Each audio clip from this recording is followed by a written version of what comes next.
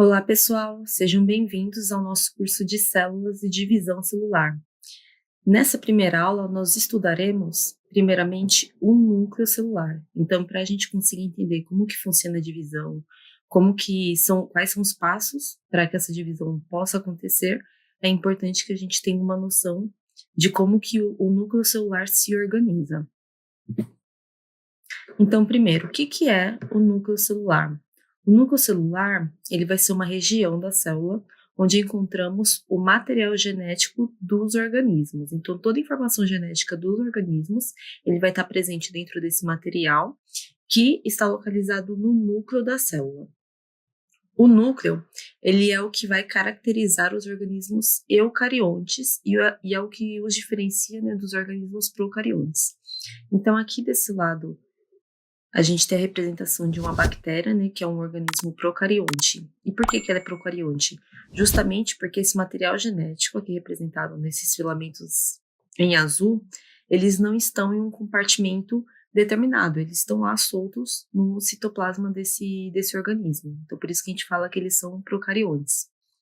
Nos organismos eucariontes, que é essa representação que a gente tem desse lado aqui, a gente pode ver que essa estrutura celular, ela é muito mais complexa, né? Ela é composta por várias organelas, né? Então, a gente tem vários tipos de organelas diferentes, cada uma com uma função determinada. E o que vai diferenciar esse organismo é justamente essa estrutura aqui em verde, que é o núcleo da célula. Então, o material genético nos organismos eucariontes, ele fica dentro desse núcleo celular, ou seja, a gente tem um compartimento determinado onde esse material genético ele fica organizado. Então, justamente a presença desse envoltório nuclear é o que vai caracterizar os organismos eucariontes. O núcleo, ele é considerado o centro de controle das atividades da célula e também o local onde são armazenadas as informações genéticas. Então, assim, as funções que o núcleo vai desempenhar, elas só são possíveis graças à presença de DNA.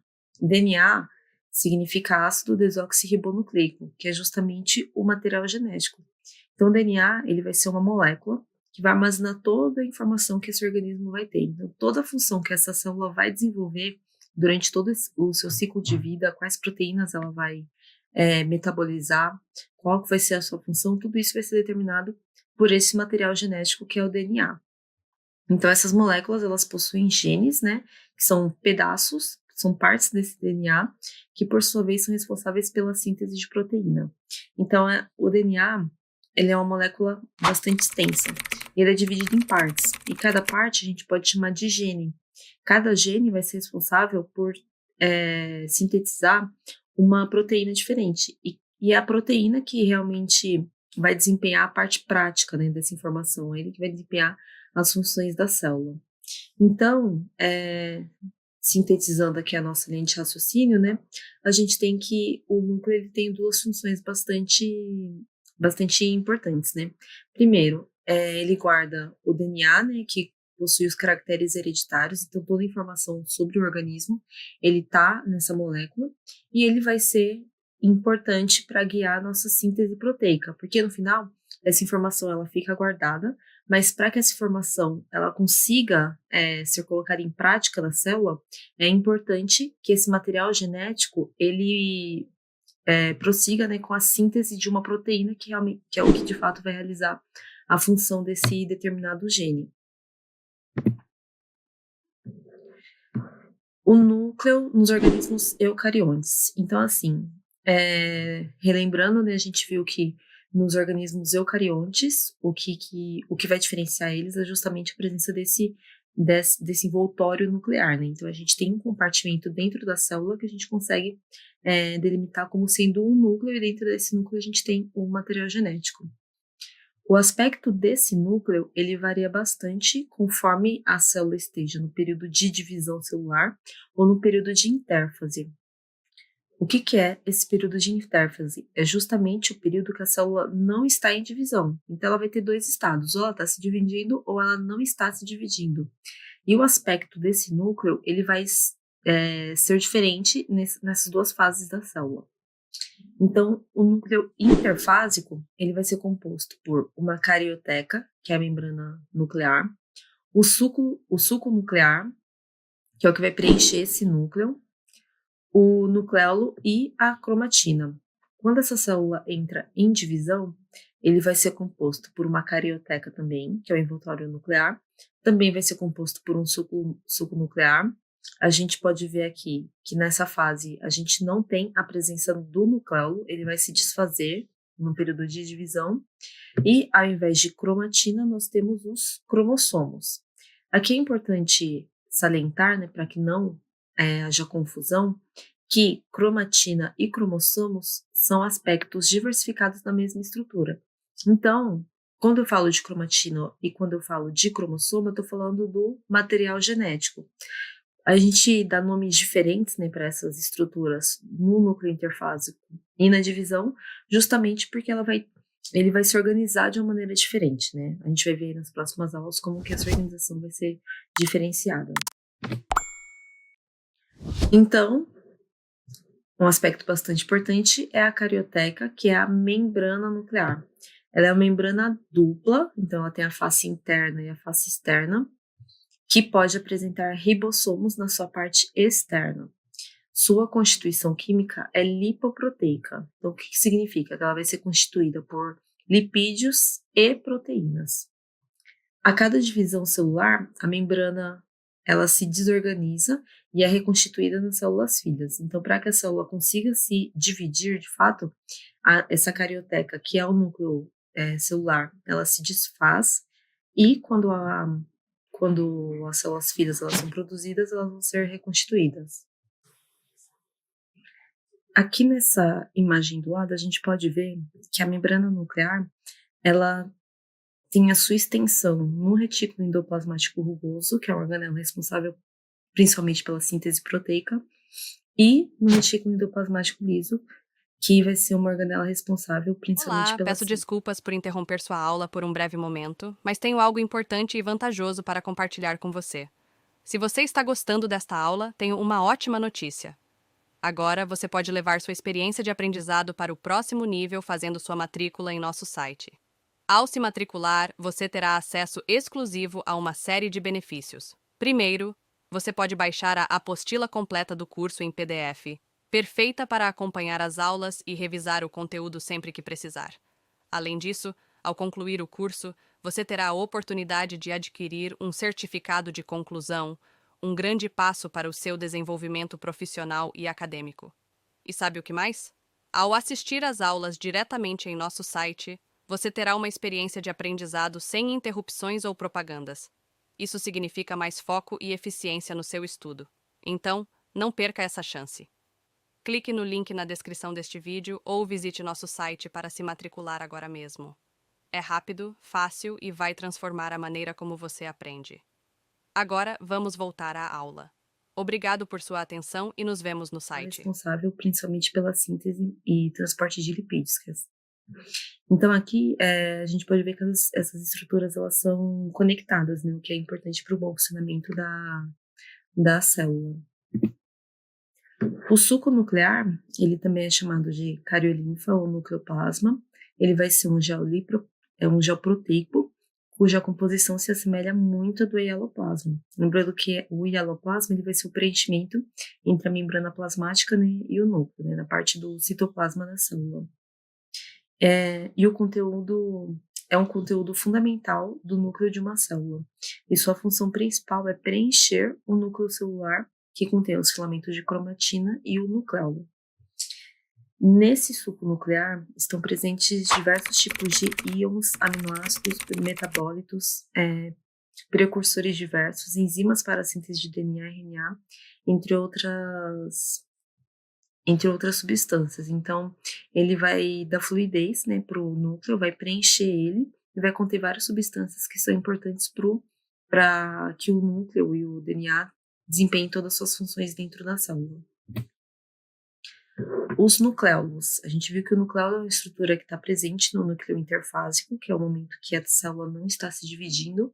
No momento da sua divisão, ele vai desaparecer. Os nucleolos eles são estruturas desprovidas de membrana, e sua constituição química principal é de RNA ribossômico associado a proteínas. ou seja, são ribonucleoproteínas, né? Proteínas associadas ao RNA ribossômico. É no nucleolo que ocorre a associação entre o RNA ribossômico, que eu represento como RNA com esse Rzinho aqui do lado, e as moléculas de proteínas, formando os ribossomos. Então, só lembrando que os ribossomos são as estruturas essenciais para que a gente consiga ter a síntese proteica.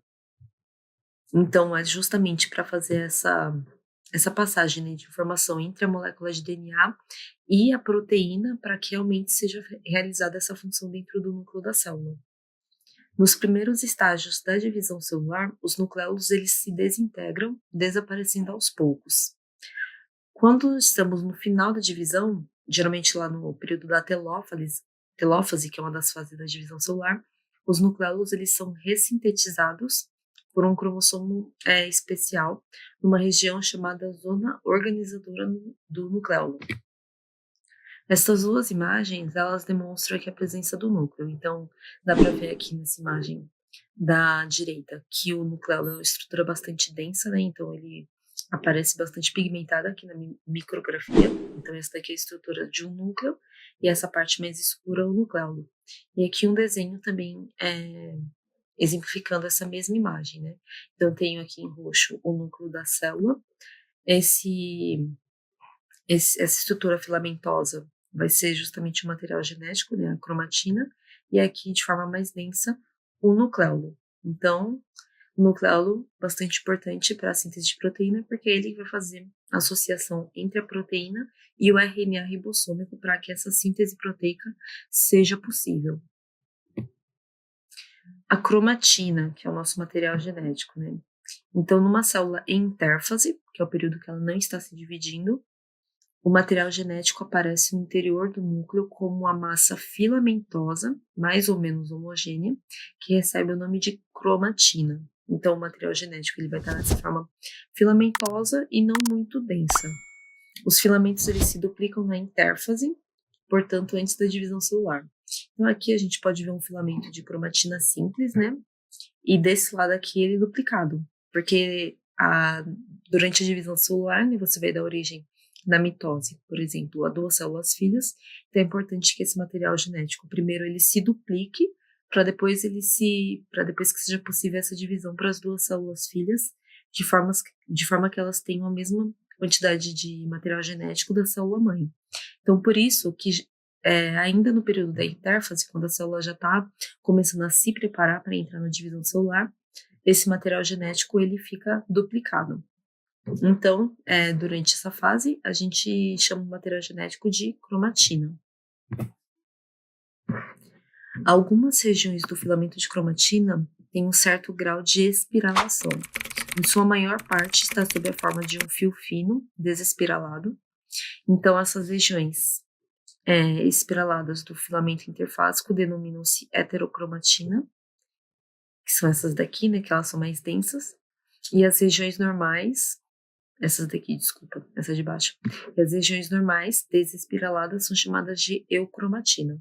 Então, dentro da célula, essa cromatina ela vai ser observada em várias regiões diferentes, né? Regiões de heterocromatina, que estão mais densas, né, mais espiraladas, e regiões de eucromatina, onde elas estão mais desespiraladas, mais abertas. E isso daqui tem uma relação bastante importante com os genes que estão ativos na célula e os genes que não estão ativos. Então, geralmente, quando eu tenho essa região de heterocromatina, que é uma região da cromatina que está bastante densa, né, bastante espiralada, significa que esses genes eles não estão sendo utilizados naquele momento. Então, eles estão lá silenciados. Eles estão presentes no material genético, entretanto, a célula não está utilizando esse trecho, né, do DNA para a produção de proteína.